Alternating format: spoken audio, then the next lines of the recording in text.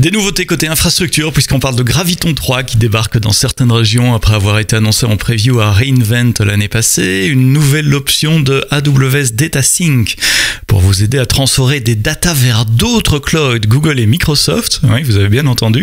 Et puis un nouveau venu dans le monde du serverless et du big data, c'est EMR. Je vous explique ce que c'est et pourquoi l'option serverless pourrait vous intéresser. Le podcast AWS en français, c'est parti, c'est maintenant.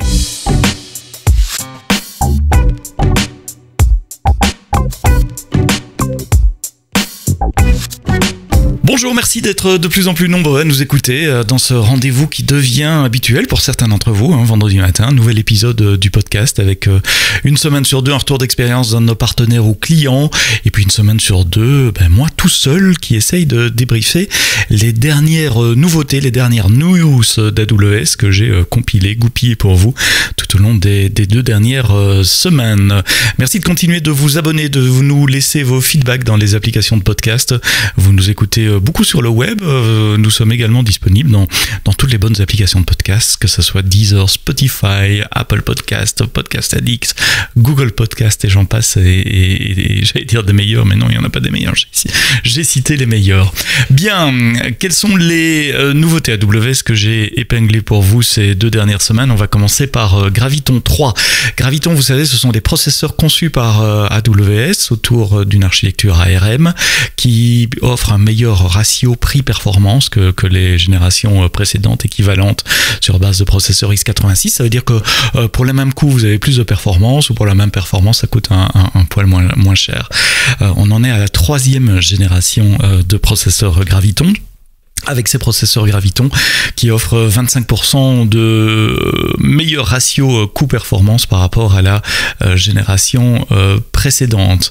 Cette génération Graviton 3 est disponible dans un type d'instance pour le moment, les C7G, donc les Compute génération 7 et G pour Graviton, avec des tailles qui vont de 1 CPU 2 Go de mémoire à 64 CPU et 128 gigabits de mémoire. Beaucoup de clients avaient testé ces Graviton 3 depuis le preview, notamment Snap, vous savez, les gens qui font l'application Snapchat ou Bitmoji par exemple, ils trouvent qu'ils ont une amélioration significative des performances sur l'ensemble de leur workload par rapport à la C6G, et donc ils ont décidé de migrer l'ensemble de leurs applications Graviton 2 vers Graviton 3.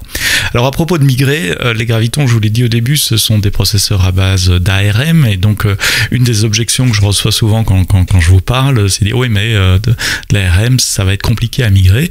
Et en fait, ça ne l'est pas. J'ai fait un épisode du podcast, vous le retrouverez dans les notes du podcast ou dans l'historique, avec Bedrock, une société française qui fait la plateforme Salto, qui fait la plateforme M6 Play, qui me disait on a migré nos clusters d'analytics juste en changeant une ligne de code dans nos Terraform. On passe d'une instance à un autre type d'instance, et tout fonctionne parce que c'est le même Linux, ce sont les mêmes librairies, les mêmes dépendances que votre code utilise, et votre code à vous, s'il est écrit en Java, en Python, en Node.js, il ne doit même pas être compilé, il peut s'exécuter tel quel sur ARM, pour autant que vous installiez la bonne version de Python, de Java ou de Node sur vos instances.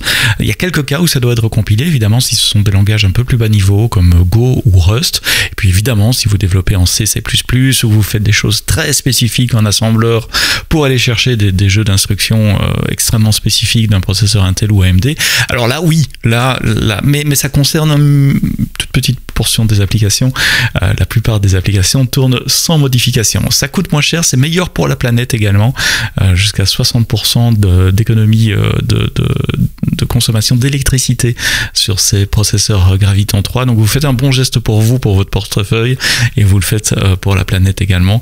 Donc quand vous pourrez passer sur du Graviton, le Graviton 7 pour le moment est assez limité en termes de régions. Je suis en train de chercher dans le blog post quelles sont les régions où c'est disponible. Pour le moment, c'est uniquement Northern Virginia et Oregon, mais d'autres régions vont être ajoutées bientôt après le lancement. Alors tant qu'on est en train de parler de nouvelles instances, je fais rapidement ça au début d'épisode, parce que c'est pas nécessairement le truc le plus sexy, mais il y a M6ID et C6ID qui vient de sortir.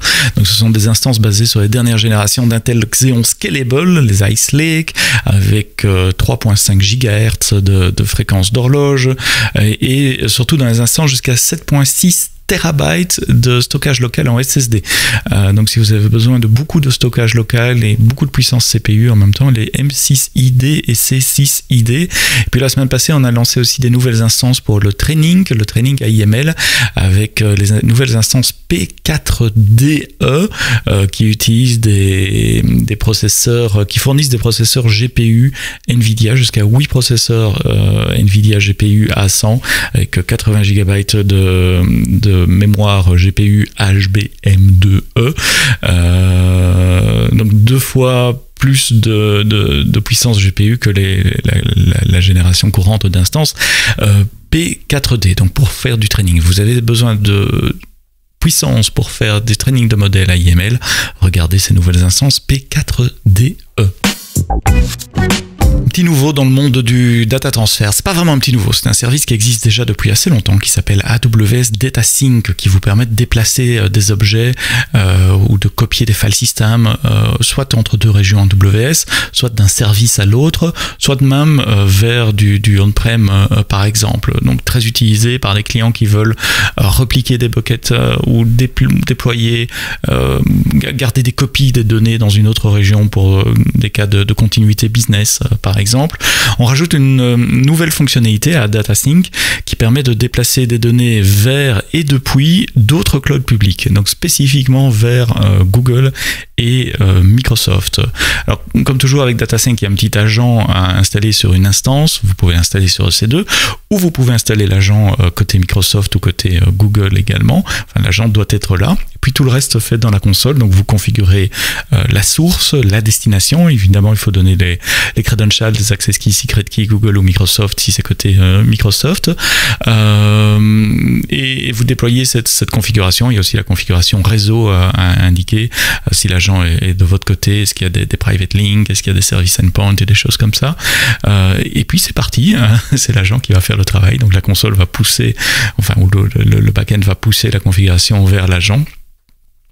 Et l'agent va faire son boulot d'agent, c'est-à-dire synchroniser des jeux de données entre soit des Microsoft Azure files, soit du Google Storage.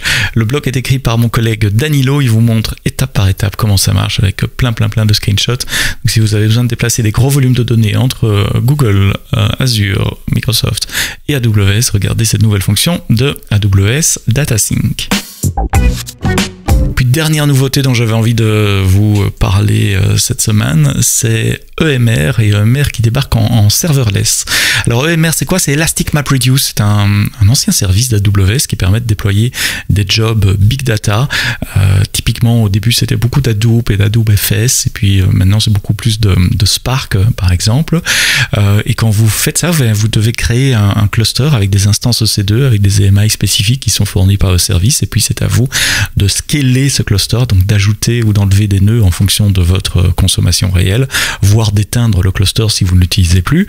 C'est à vous également de tenir ce cluster à jour, donc de faire les mises à jour, les patchs, etc. Bref, ce que j'appelle de la plomberie. Débarque Amazon EMR Serverless, annoncé en preview l'année passée lors de la conférence reInvent, et disponible maintenant pour vous. Vous ne devez plus gérer de serveur. Donc vous donnez le type de nœud dont vous avez besoin pour vos applications.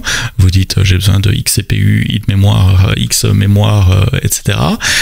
Et EMR Serverless va instancier ces nœuds automatiquement pour vous, les arrêter automatiquement s'il n'y a pas de jobs qui sont soumis à votre cluster, et les redémarrer automatiquement si jamais il y a un job qui est soumis au cluster. Donc la partie calcul du cluster va scaler jusqu'à 0, s'arrêter éventuellement si vous n'en avez pas besoin et scaler extrêmement rapidement. Donc il y a beaucoup de jobs qui sont soumis.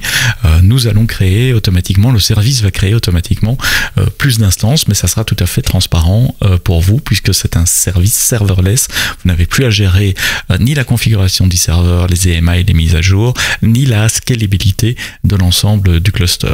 Côté stockage, évidemment, on utilise S3, qui est déjà serverless, et donc ça vous permet de faire un cluster de calcul et d'analyse big data entièrement en serverless dans le cloud. C'est mon collègue de Corée, Chani Yoon, qui a écrit le blog post, et je vous mets également les liens dans les notes du podcast si vous voulez aller un peu plus loin, aussi avec force screenshot. Vous verrez comment vous pouvez configurer cela, comment l'utiliser également à partir de la ligne de commande. C'est un service régional, donc il va aussi automatiquement tenir compte des zones de disponibilité.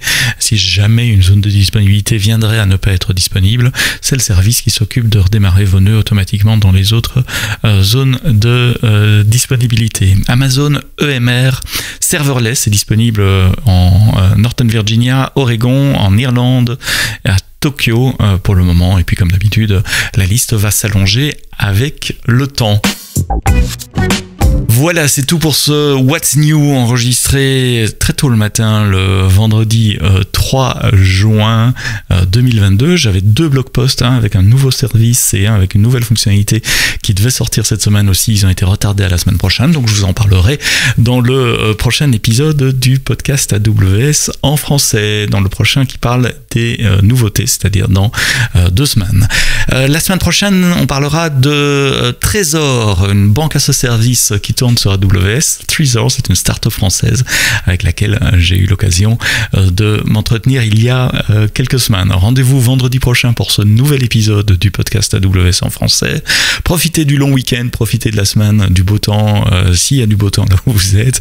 On se retrouve vendredi prochain. Merci d'avoir écouté jusqu'au bout. Et d'ici là, quoi que vous fassiez, quoi que vous codiez, codez-le bien.